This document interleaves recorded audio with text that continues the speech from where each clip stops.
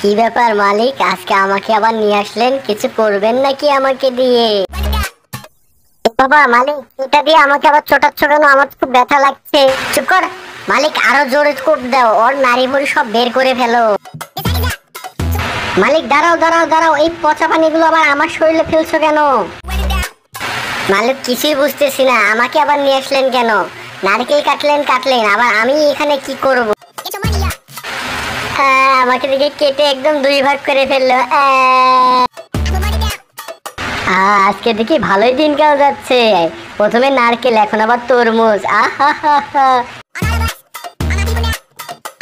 কি ব্যাপার মালিক, আমি তো কিছুই বুঝছি না। আমার রস সব বের করে ফেলে তরমুজের রস আবার আমার ভেতরে ঢুকাচ্ছে কেন? বাহ, মালিক দেখি সুন্দর একটা জিনিস বানিয়েছে। তো এই বাবুরা, তোমাদের যারা যাদের নারকেলের খেতে খুব ভালো লাগে তারা চ্যানেলটি সাবস্ক্রাইব করো।